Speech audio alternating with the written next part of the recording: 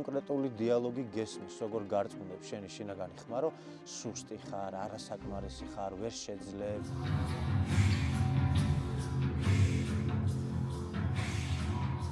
ენერგეტიკული ძალა მომეცა რაღაც სხეულის გარეთ.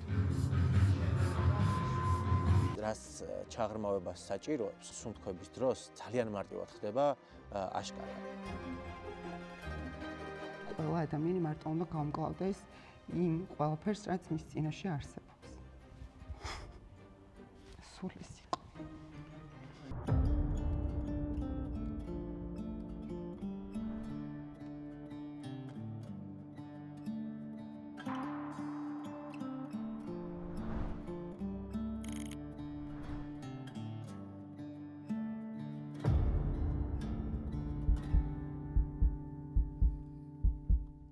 მოკლედ რა ხდება ახლა? პირველ სერიაში ხო დავაანონსეთ, რომ თბილის გავცდებით იმედია თქო. ხო და ეგრე აგიხდეთ ყველაფერი. ეხლა ვართ ცემში ელაქენი. სად ვარ შენ უთხარე? მოვედით სასტუმრო განთიათში, სადაც ზურიუს აქვს იოგური არდადეგები. უნდა შემოვუერთდეთ.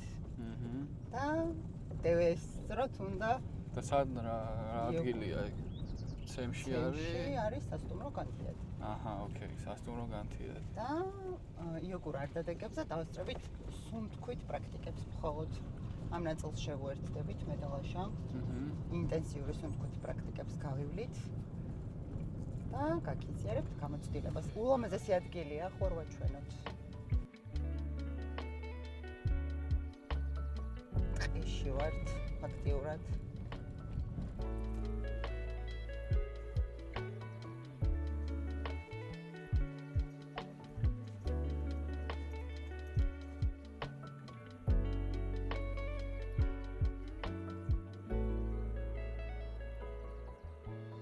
ხო, ეხლა მივდივარ ზურიუსთან, ცოტა უჩვეულ ადგილას უნდა ჩავწეროთ და ნახოთ აბა რა გამოვა. ამ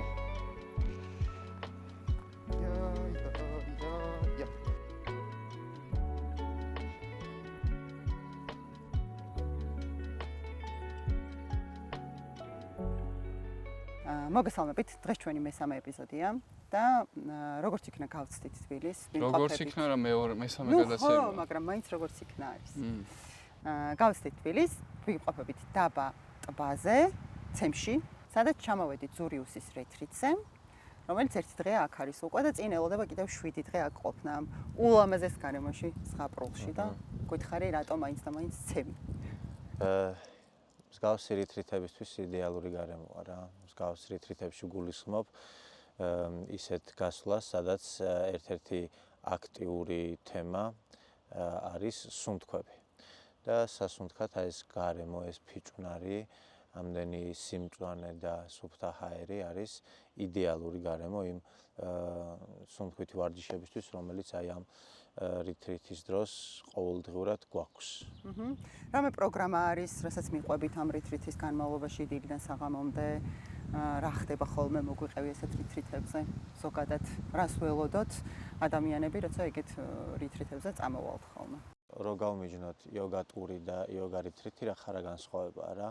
იოგა ტურში შეიძლება უფრო მეტი ასე ვთქვათ შიდა გადაადგილება იყოს ტერიტორიის გარშემო, ლაშქრობები და მსგავსი ამბავი, ან კიდევ უფრო მეტი თავისუფალი დრო და ასევე სტანდარტული პროგრამა რა. სტანდარტულ პროგრამაში გულისხმობ იმას, რომ გავიღვიძეთ, ვივარჯიშეთ, ვისაუზმეთ, მერე თავისუფალი დრო გქონდა, მერე ისევე ვივარჯიშეთ.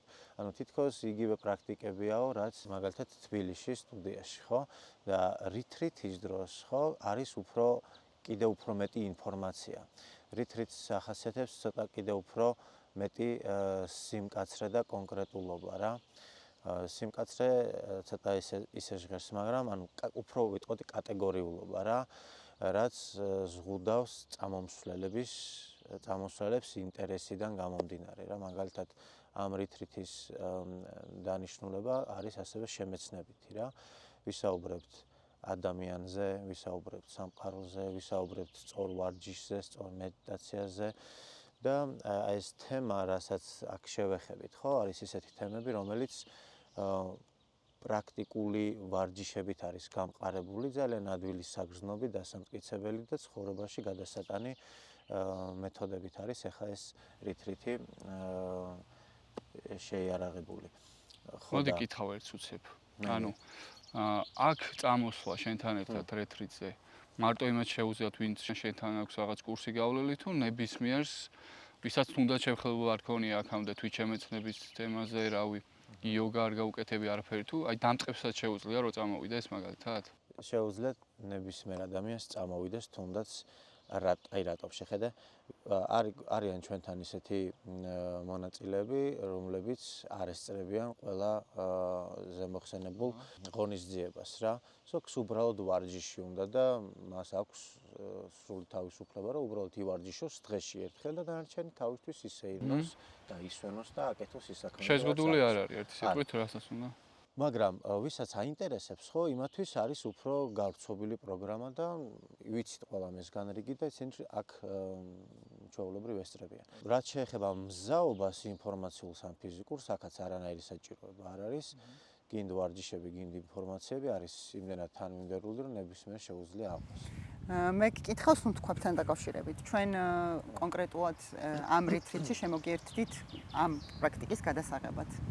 ჩემი ერთ-ერთი საყვარელი პრაქტიკა არის ვიტყოდი, რაც შენთან სუნთქვები დავიწყე, მართლა ძალიან ბევრი საინტერესო და მნიშვნელოვანი ინფორმაცია მოვიძიე საკუთარ თავში და გამოცდილებაც ძალიან საინტერესო იყო, როდესაც სუნთქვის მერე გარკვეული ვიზუალებიც მქონდა რაღაც სუნთქვების მერე. რას უნდა ველოდოთ ზოგადად სუნთქვითი პრაქტიკებისგან, როგორი ტიპის სუნთქვითი პრაქტიკები არსებობს, იმიტომ რომ ვიცი რომ რაღაც სხვადასხვა სუნთქვითი პრაქტიკები არის. ეს თავიდანვე გავმიჯნოთ, რომ ჩვენ არ ვართ ახლა ჰოლოტროპულ სუნთქვაზე, იმიტომ რომ ყველა მაგას მეკითხება ხოლმე სუნთქვებზე, როცა დავდივარ, რომ ეგ ხო ვიცი ჰოლოტროპი ხო და ანუ იდეაში არ არის ხო ეს ჰოლოტროპული სუნთქვა, ეს არის სხვა ტიპის სუნთქვა და აი რო გითხრა, რომელი მიმდინარეობის პრაქტიკა არის, ასე ვთქვათ, ანუ აი რა ფილოსოფია არის, რა დევს ამ ყველაფერში და რას უნდა ველოდოთ ადამიანები, როდესაც ესეთ პრაქტიკაზე მოვდივართ. ეს არის რაიმე ზებუნებრივი ძალის მქონე პრაქტიკა თუ რაღაც ისეთი, რაც ყველა ადამიანს შეუძლია რომ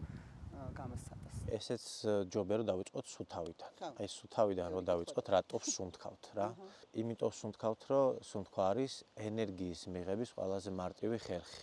ხო, შეგვიძლია ენერგია მივიღოთ კანიდან, ანუ ჰაერში არის გაფრქვეული ეს ფლუიდები და რომელსაც ჩვენ შემოვიგრძნობთ მთელი ჩვენი სხეულით. ესეც შეგვიძლია. შეგვიძლია მივიღოთ საკვებით, შეგვიძლია მივიღოთ და აღვიდგინოთ ძილით, მაგრამ ყველაზე ეს მარტივი და საგრძნობი ხერხი მივიღოთ სუფთა სახის ენერგია, ეს არის სუნთქვა. და ეს მექანიზმი და მეორეს მხრივ, ეს მექანიზმი სასუნთქი გზები, ხო, თანამედროვე ადამიანს აქვს მოდუნებული იმასთან შედარებით, თუ როგორ უნდა ფუნქციონირებდეს ჯანმრთელობის საზღვრებში რომ დარჩეს, აი ეს ნიშნული რა. იმიტომ რომ წლების წინ აი 50 წლის წინ, 100 წლის წინ ხომ მithumetes, ხო? სულ სხვანაირი ცხოვრების წესი ჰქონდა ადამიანებს რა. და აქედან გამომდინარე უფრო იტვირთებოდა სასუნთქი გზები. მეც დავდიოდით ფეხით, უსწორმასწორო ნიადაგი, აღმართი და აღმართი მეტი, საშიშროება მეტი, ფიზიკური შრომა და სასუნთქი გზები და ზოგადად ფიზიკური სხეული იყო უფრო დატვირთული. დღეს თანამედროვე ადამიანს აკლია როგორც ფიზიკური დატვირთვა, ასევე ის დატვირთვა, რომელსაც სასუნთქი გზები უნდა განიცდიდეს, რომ ნორმალურ ჯანსაღ მდგომარეობაში იმყოფებოდეს და არ იყოს ჩამოდუნებული. როდესაც ადამიანი სუნთქვის მეშვეობით არ იღებს საკმარის ენერგიას, ხო, მას აკლდება ზოგადად ეს ენერგეტიკული მოცულობა. როდესაც ადამიანს აკლდება ენერგეტიკული მოცულობა და განიცდის ენერგეტიკულ ნაკლებობას, ის იწყებს ამ ენერგიის მიღების სხვა გზების მოძიებას რა. სჭირდება მეტი სტიმულატორი, როგორც სასმელი, ისე საკვები და როგორც წესი, მეტი ემოციები ჭირდება, იმიტომ რომ ეს ემოციები ზუსტადად შინაგანი ალქიმიიდან გამომდინარე, ჰორმონალური ფონიდან გამომდინარე არის ერთ-ერთი ენერგიის წყარო. როდესაც ადამიანი სუნთქვით არ იღებს საკმარის ენერგიას, ხო? ამას ადამიანების უმეტესობა აკეთებს გაუცნობიერებლად და გაუცნობიერებლად ბევრი ჭამა, გაუცნობიერებლად ბევრი ემოციები, ნერვიულობა და შფოთვა, ხო, ნამდვილად არ ემსახურება ჯანმრთელობას რა. და როდესაც ადამიანს აკლდება ენერგია, ხო, ის ფუნქციები, რაც ჩვენ გვაქვს ჩართული, ეტაპობრივად პრიორიტეტებიდან გამომდინარე ნელ-ნელა იწყებს გათიშვას. რაღაცა პროცესი, მაგალითად 10 პროცესი ემსახურება ჩვენს ჯანმრთელობას. თუ აკლდება ენერგია, ხო? აქედან ერთი პროცესი საერთოდ გაჩერდა. ერთი პროცესი შენელდა, გაწმენდა რომ უნდა მომხდარიყო მაგალითად 2 დღეში ერთხელ, უკვე ხდება 4 დღეში ერთხელ, ხო? აი რაღაცები უკვე გადავადდა და ნელ-ნელა ვეღარ ასრებს ორგანიზმი ვერც აღდგენას, ვერც გასუფთავებას და უკვე ზედმეტია საუბარი წინსვლაზე და გაზრდაზე, ხო? ამიტომ არა მარტო სხეულებრივად, არამედ მენტალურადაც და მენტალურადაც, კი. იმიტომ რომ ბევრი შემაფერხებელი ფაქტორი ჩნდება. ერთს კითხავ რა უცებ აი ხმერე შეიძლება დამოვიწყეს. აი ფიზიკურად თუ აი მაგალითად მე მაქვს გიდე გამრუდებული რა. რამე მნიშვნელობა აქვს სუნთქვასთან მაგას? აი დღეს მაგალითად შეიძლება ხელი შემიშავოს ხო მაგან?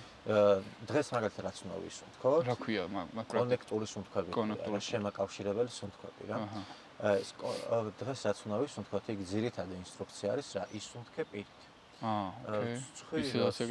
გრიალით მუშაობდეს, ხო? მაინც არის ეგეთი რეკომენდაცია, რომ პირით ისუნთქე, იმიტომ რომ იქ სადღაც გიწევს სუნთქვის აჩქარება და როდესაც სწრაფად სუნთქავ, ყურის ბარაბნებს ადგება ძალა. ამიტომ ცხვირით სუნთქვა ამ შემთხვევაში არის გამორიცხული და სუნთქავ პირით.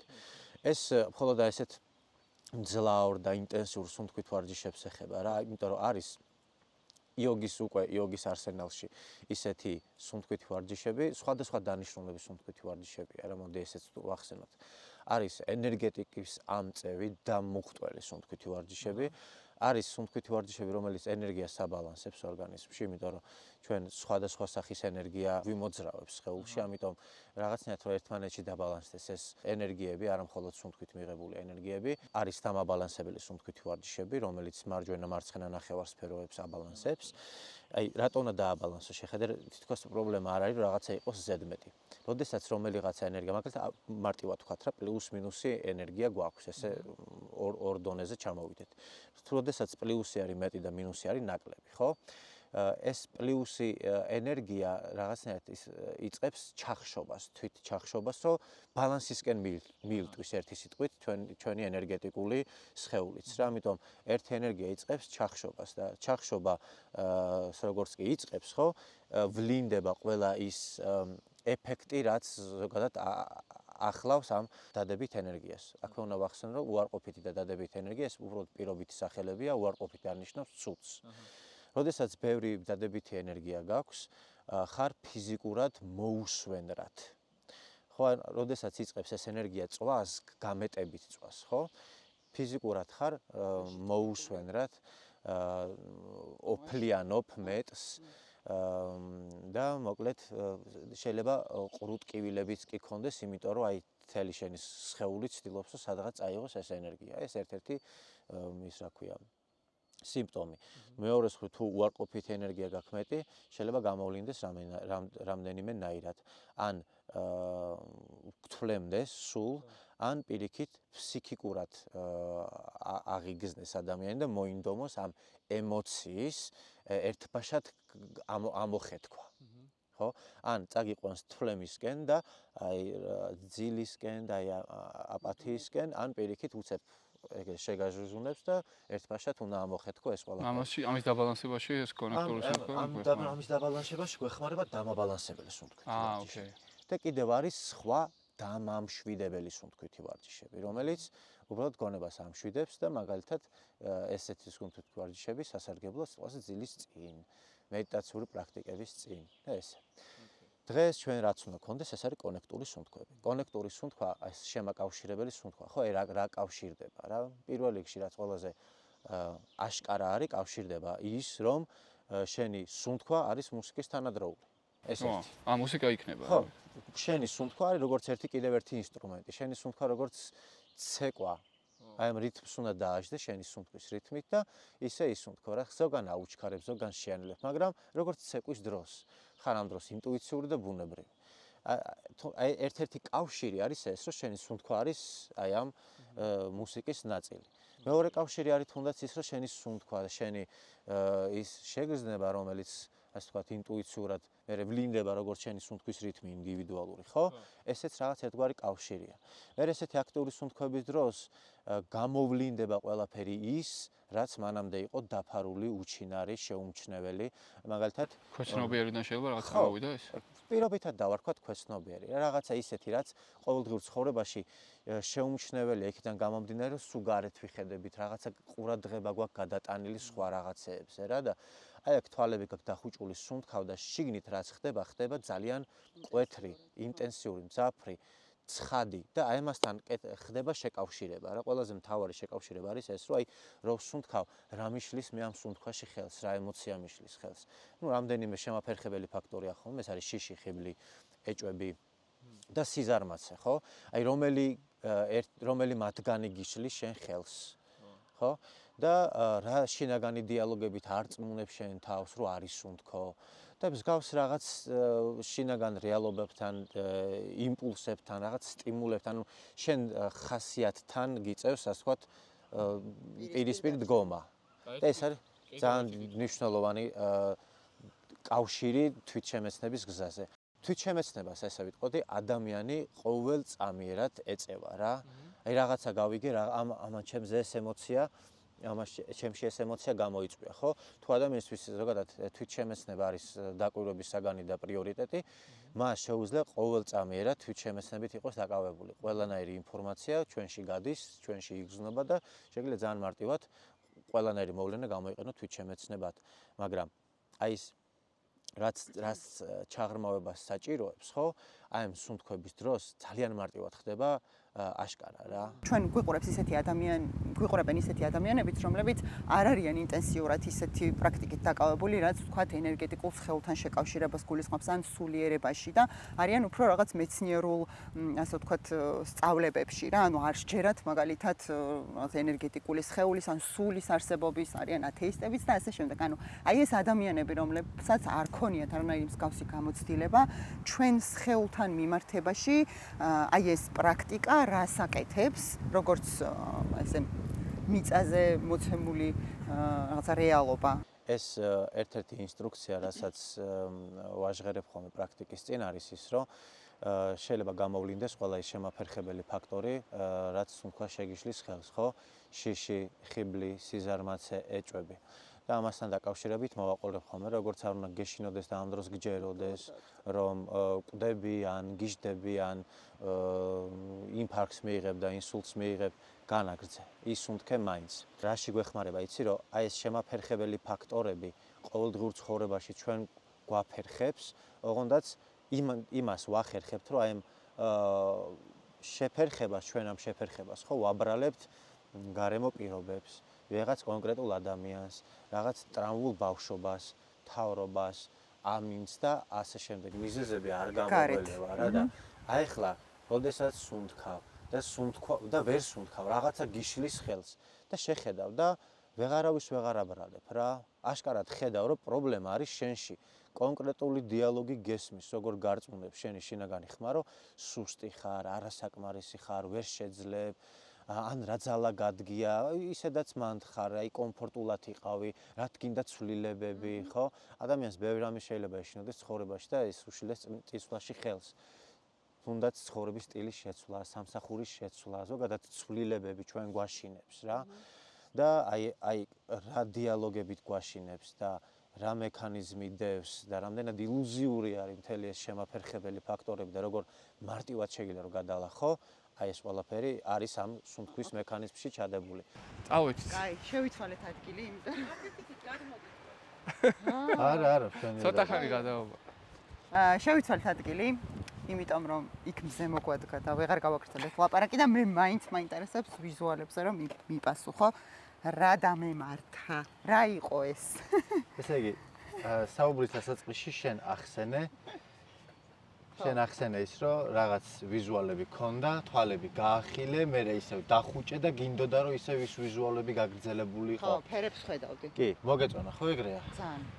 ხო, აი მე კიდევ ახსენე ესეთი რაღაც, რომ ცხოვრებაში ხელს გუშლის ერთ-ერთი შემაფერხებელი ფაქტორი ხიბლი. აი ეს არის ხიბლის ერთ-ერთი სიმპტომი რა, როდესაც რაღაცა მოგწონს და ის რაღაცა იმდენად მოგწონს, რომ გინდა რომ იქ გაჩერდე. ეს ზოგადად ცხოვრებისოლად სწორი და ბუნებრივი ფორმაა რა, როდესაც რაღაც მაგალითად ბუნებაში მიდიხარ და მოგეწონა რაღაცა ხედი და ჩერდები და ტკბები ამ ყველაფრით რა. მეორე მხრივ თვითშემეცნებისთვისაც საჭირო რაღაცაა, როდესაც რაღაცა საინტერესოს აღმოაჩენ, როდესაც რაღაც შეჩერება ლამაზებს აღმოაჩენ, შეჩერდები. მაგრამ ხშირად ხდება ხოლმე ცხოვრებაში, რომ სიტუაციაში იმდენად კომფორტულად, იმდენად მნიშვნელოვნად გრძნობს ადამიანი თავს, რომ დიდხანს ვჩერდებით და ვუგსავთ ცხოვრებისოლოთ ერთ და იგივე ადგილზე, რა ვტკეპნით. ერთ და იგივე მელოდიას ვუკრავთ. და ეს არის უკვე შემაფერხებელი ფაქტორი, ეს არის უკვე ზედმეტი რა.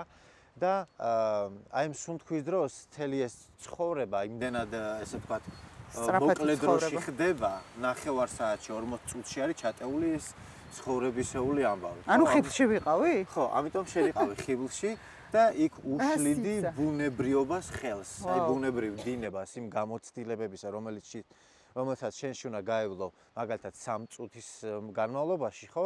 შენ ხელი შეუშალე რა. არა და იქ უკვე სხვა მიზეზშედეგობრიობა იყო, იქ უკვე ფერები კი აღარ უნდა დაგენახა, სხვა რაღაცაზე უნდა გადასულიყო შენი ყურადღება. და შენ ამ დროს ისევ ფერებისკენ მიიწევდი, ცდილობდი ჩაჭიდებოდი იმ გამოცდილებას. ცდილობდი ხო იმ რაღაცით მეკაიფად, ვთქვათ, რაც ნორმალურია, რაც ბუნებრივია, მაგრამ ისევ და ისევ ერთ-ერთი შემაფერხებელი ფაქტორია და არღის ნამდვილად ამ ფერებს არ გავყვეთ რა, თუ მეც თუ წამოვიდა ფერებს არ მოყვევს. ბევრი უფრო საინტერესოა, ესეც სამხრივად საინტერესოა, სასიამოვნოა, სახალისოა, მაგრამ ის რო აი არ ჩარჩე, ანუ მანდ რო დაიწყე რა ეს კონექტური სუნთქვები. ხო. რატო შეაჩერე მაინც ამაზე რა ეს ყურადღება და აკეთებ რაღაც კვირაში ერთხელ ყოველდღიურად. აი ერთი რამე მითხარი, რაც შენში შეცვალა და მთელი ცხოვრება მოყვება რა. აი ისეთი აღარ ხარ ამ სუნთქვის მერე როგორც მანამდე იყავი, ხო? ყველა გამოცდილება ცხოვრებისეული, ხო? რაღაც ცვლილებებს გვიტოვებს. ცვლილებებს როგორც ფიზიკურს, ასევე რაღაც ზეგავლენას ჩვენს აღქმაზე რა, როგორ აღვიქვავთ ჩვენ თავს, როგორ აღვიქვავთ სამყაროს. და აქედან გამომდინარე, ისეთები აღარ ვართ, როგორებიც ვიყავით ყველა ვარიანტში. ზოგიერთი გამოცდილება მკვეთრს და ისე თვალსაჩინოს, რომ ჩვენც ვამჩნევთ და სხვაებიც ამჩნევენ ამ განსხვავებას. მაგრამ როგორც წესი პრაქტიკების, რომელსაც შენ სისტემატიურად უნდა აკეთებდე, მაგათი პრეროგატივა არ არის მკვეთრი ცვლილებების მოხდენა რა, მაგათი დანიშნულება და უპირატესობა, მე ვიტყოდი, არის ის, რომ ჩვენს სხეულში და გონებაში შეიტანოს თანმიმდევრული, ეტაპობრივი და რაც თავარია, უსაფრთხო ცვლილებები, რომელიც ჩვენში რო სწრაფად მოხდეს ეს პიროვნული ცვლილებები, ხო, ეს შემოიტანს ჩვენში ძალიან დიდ დაბნეულობას რა. იმიტომ რომ გვინდა არ გვინდა ჩვენი მეობა, ასე ვთქვათ, ხო, რაღაც პერსონაჟს და ამ პერსონაჟის გარშემო შექმნილ მახასიათებლებს და ჩვევებთან ასოცირდება. წარმოვიდგინე უცებ იცვლება ის პერსონაჟი, ხო? ძალიან დიდი დაბნეულობა და გაუგებრობა რჩება. აღარ მინდა მე იმის კეთება, რასაც ვაკეთებდი. ეს ადამიანი მე აღარ მიზიდავს, ეს სამსახური მე აღარ მომწონს. აი, ცხოვრებისეულადაც დიდი ცვლილებების განხორციელება მოგიწევს რა. იმ სოციუმში, რომელშიც ჩვენ ცხოვრობთ, ისინიც ცოტა ეჭვის თვალით დაგიწყებენ ყურებას, რომ რა დაემართა ამ ადამიანს რა. აი ჰოლოტროპული ხო ძლიერია მაგხრივ, ეგრევე მეორე დღესვე რაღაცა ისეთი რა გამოგივარდეს შეიძლება რომ სულ სხვანაირი ადამიანი ეჩნდება. მე არ გამივლია ჰოლოტროპული. ჰოლოტროპულთან შედარებით ეს კონექტური სუნთქვები რო შევადაროთ. პირველი განსხვავება რაც არის, ეს არის ხანგრძლივობა. ჰოლოტროპულ შეიძლება სუნთქავდეს ადამიანი საათნახევარი, 2 საათი, 2 საათნახევარი. უფრო და ბევრს გონია რომ ეს არის ძალიან ბევრი. არსებობს ისეთი ტექნიკები, სადაც ადამიანი რამდენიმე დღე შიმშილობს და განუწყვეტლივ არს ძინავს და განუწყვეტლივ სუნთქავს კოცონის გარშემო რამდენიმე ადამიანთან ერთად. იქ ვიღაცები ყურადღებას აქცევენ, გონებას კარგავენ და ასე შემდეგ. იქ ძალიან ძლიერი ემოციური ფონია, თუმცა ეს არ არიან ჩვეულებრივი ადამიანები, ეს არიან ისინი, ვინც უკვე ინიცირებულები არიან სხვადასხვა პრაქტიკებით, მზად არიან ფიზიკურად, ემოციურად და ისინი ამას გადიან ძალიან ჰარდკორ მდგომარეობაში. ჰოლოტროპი მაინც მძიმეა კონექტორ სუნთქვებთან შედარებით.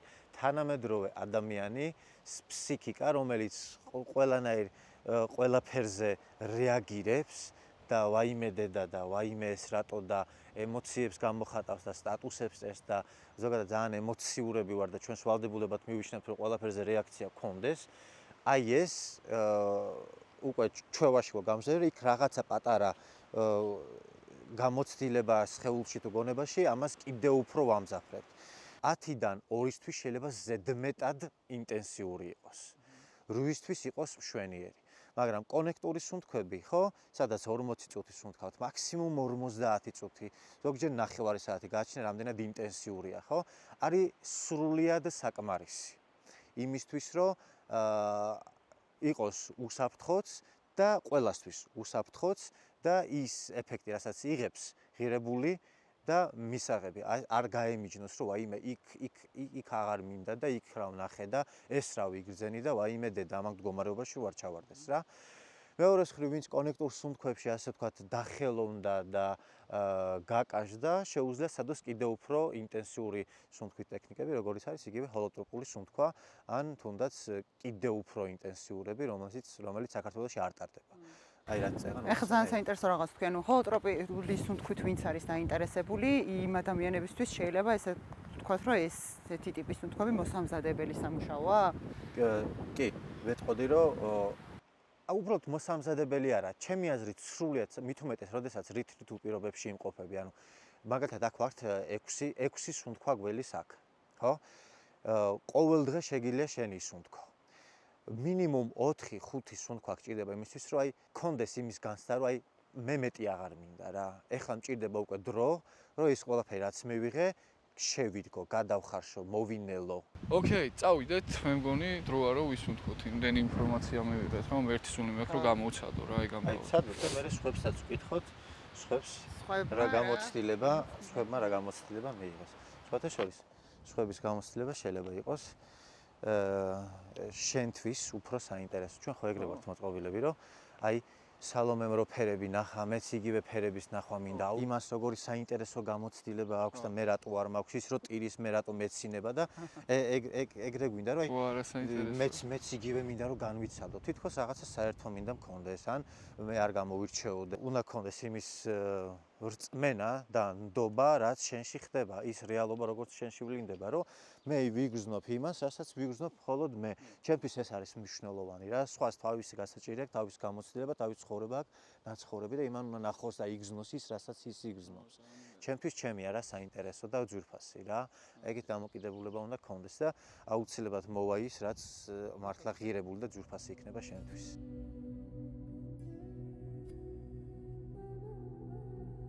დღეს გვაქვს ჩვენ კონექტური სუნთქვები. ეს კონექტური სუნთქვები არის ესეთი ვრცელი ოჯახი, სადაც სხვადასხვა ტიპის სუნთქვითი ტექნიკები შედის. ამ სუნთქვით ტექნიკებს აერთიანებს ის, რომ ყველა მათგანი არის ინტენსიური, მძლავრი. მექანიზმი არის როგორი? ყველაზე მარტივი ენერგიის მიღების თვალსაზრისით სუნთქვა. სუნთქავ, იღებ ახალ ენერგიას. ეს ახალი ენერგია სუნთქვის მეშვეობით შემოდის შენში. შიგნიდან გარეთ აწვება ძველ ენერგიას და გამოაქვს, ხდება ენერგეტიკული განახლება. შემოდის ახალი ენერგია, შიგნიდან გარეთ აწვება ძველს. და როდესაც ძველი იწყებს გამოსვლას, ამ ძველ ენერგიას მოყვება ის ემოციები, რომლის გარშემოც ძველი ენერგია იყო შემოთრომბული. ეხლა რას გულისხმობ? როდესაც ჩვენ ყოველდღიურ ცხოვრებაში, სადღაც სოციუმში, საზოგადოებაში განვიცადეთ რაღაცა შეგრძნება, რომელიც ასე ვთქვათ, უადგილო იყო, ან ბევრი იყო და ჩვენ არ გამოვხატეთ იმ მასშტაბით, როგორც ეს ჩვენ ვიგრძენით, რაღაცა ემოცია დარჩა ჩვენში. ეს ემოცია არის ის ბირთვი, რომლის გარშემოც მერე ენერგია იწყებს შემოგროვებას, შემოწებებას და დროთა განმავლობაში ჩდება კერა, სადაც ასე ვთქვათ, ენერგეტიკული საცობი ყალიბდება. და ამ ენერგეტიკული საცობის შიგნით იყო ის ენერგია, რომელიც თავის დროზე არ გამოვხატეთ. ასე რომ ეხლა როცა დაიწყებს სუნთქვას, ჩაიტან ახალ ენერგიას, შიგნიდან გარეთ გამოაწვევი ძველს, ეს ძველი ენერგია იწყებს გამოსვლას და გამოათავისუფლებს იმ ემოციას, რომელიც აიქ იყო, ასე ვთქვათ, ჩათრომბებული. როდესაც სუნთქვის დროს რომელიმე ემოცია დაიწყებს გამოთავისუფლებას, უნდა გამოუშვა, ხო? ეს არის ესე ვთქვათ, ენერგეტიკული წმენდა და ამ წმენდას არ უნდა შეუშალო ხელი. არ უნდა შეუშალო ხელი იგივე მიზეზებით, რომ იგივე შინაგანი დიალოგებით, რომ აი ტეხავს, სირცხვილია, ვიღაცას ხელი არ შეუშალო, ის რას იფიქრებს, რაღა ეხლა მაგის დრო არ არის და მსგავსი, ხო? აქ ხარ ეს წინასწარ შეიქმნა ესეთი განწყობა, რომ აქ ხარ იმისთვის მოსული, რომ აი ეს ძველი რაღაცები გამოვლინდეს, ამისგან გათავისუფლდე და გაივსო ახალი სუფთა ენერგიებით. არის გამოცდილებების დინება და სიტყვაზე ამ 40 წუთის მანძილზე რა დროშიც უნდა ვისუნთქოთ, რომ უნდა გაიაროს მაგალითად ფიქრების და გამოცდილების რაღაცა გარკვეულმა დოზამ, როდესაც შენ რაღაც ერთ გამოცდილებას ჩაეჭიდები, ეს დოზა მცირდება, ხო? რაც უფრო მეტი მიმღებლობა, ნდობა და რაც უფრო გამჭოლი და გამტარი ხარ გამოცდილებების თვალსაზრისით, მით მეტი გამოცდილება გაივლის შენში და მით მეტი ნაგვისგან გათავისუფლდები.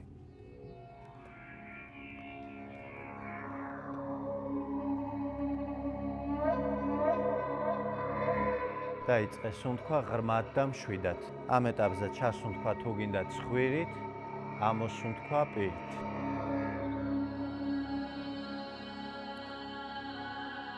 ყველა ვარიანტში, ყველაფრის მიუხედავად განაგრძეს სუნთქვა.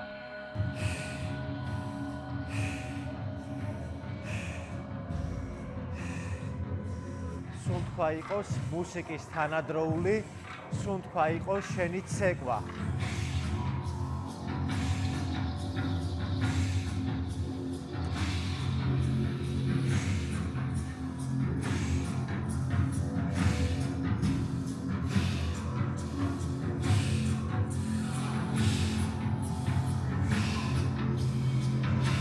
აი ტკივილი უნდა მოგინდეს რომ გამოუშვა ისევ და ისევ სუნთქვის მეშვეობით, ხო? კი არ გააყუჩო, კი არ ჩააცხრო, არამედ გამოიტანო. ტკივა ისე დაიკლონჩხე, ისე გამოძრავდი, რომ ეგ ტკივილი ამოვიდეს.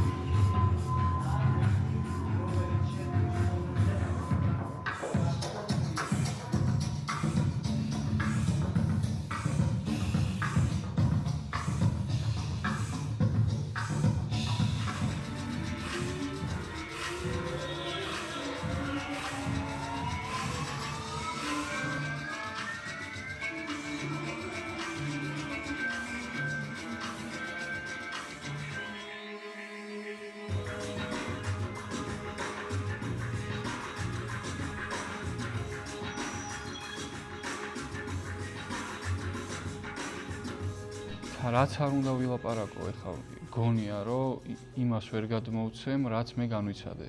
პირველი სუნთქვითი პრაქტიკა იყო ჩემთვის და დასაწყისში რო დავიწყე, უბრალოდ ესე ვენდე რა ზურიულს და ესე რითმს მივყვებოდი, სუნთქვით მივყვებოდი, რომ დაიწყო ფეხებიდან ხელებში დაბუჟება ტვინში რო ავიდა, მე რა ვიგზენი, რომ რაღაცა ისე ვერ არის რა. და მე რაღაც მომენტში დაბუჟებას რო გზნობ, ანუ სხეულებრივად გზნობ, რომ ანუ ხელებს გარეთაც გაქვს რაღაც ძალა. ენერგეტიკული ძალა მომეცა რაღაც სხეულის გარეთ. და არ ვაჭარბებ, აი კბილებიდანაც კი ენერგია გამომდიოდა რა. ბოლო დამაწყნარებელ რითმზე. აი ნამდვილად არ ჩამძინებია, მაგრამ აქაც არ ვიყავი რა ამ ოთახში.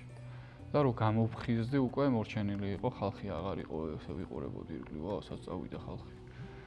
ნუ ერთი სიტყვით სასწაული პრაქტიკაა და მე მგონი რომ ერთხელ ყველამ უნდა ცადოს, ვინც თვითშემეცნებით პრაქტიკაშია. ზური უსმინდა ძალიან დიდი მადლობა უთხრა რა. სასწაულად მიყავდა ეს კონექტური სუნთქვები და ალბათ მთავარი ის არის როგორ მოგაწვდის ინფორმაციას, რომ მე შენ თავში რაღაცები გადახარშო და ზური უსმა ეს რაღაც სასწაულებრივად გააკეთა და ჩემთვის ძალიან მძიმე გამოცდილება იყო ეს თქვა. თავიდან რო დავიწყე თქვა თითქოს არაფერს არ ვგრძნობდი და მიუყვებოდი პროცესს. სპეციალურად არაფერზე არ ვფიქრობდი, მაქსიმალურად ვცდილობდი რომ აქ და ამჟამად ყოფილიყავი. მივყავდი იმ ენერგიას, რაც ამ ოთახში ტრიალებდა. რაღაც მომენტში შეიცვალა მუსიკა, აჩქარდა თქვა უფრო მეტად. წამოვიდა დაბუჟების შეგრძნებების, სიცივის. რატომღაც დღეს განსაკუთრებულად ვიგრძენი ის შიში, რომ შეიძლება და რაღაც დამართნოდა, ან გული გამხეთქოდა, ან რაღაც ეგეთი, იმიტომ რომ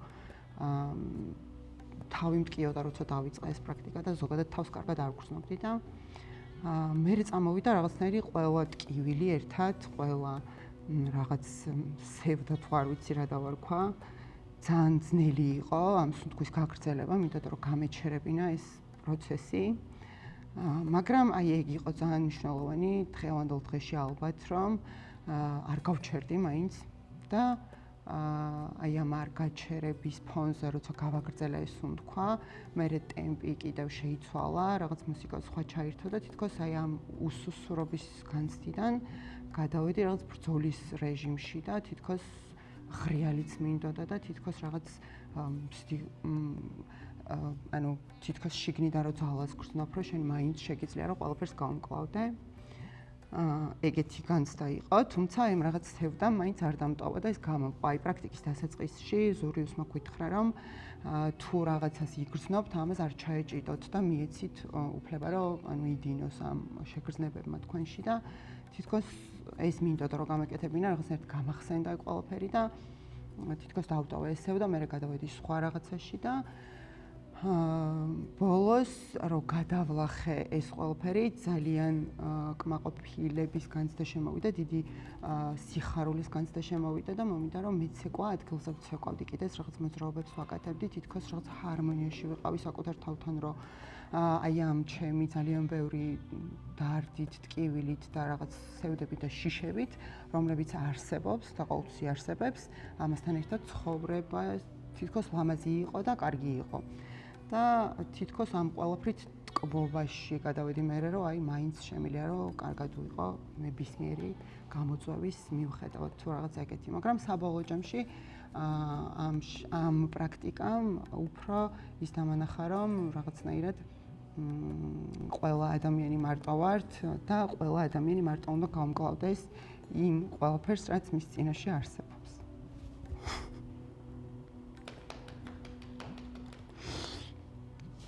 სულ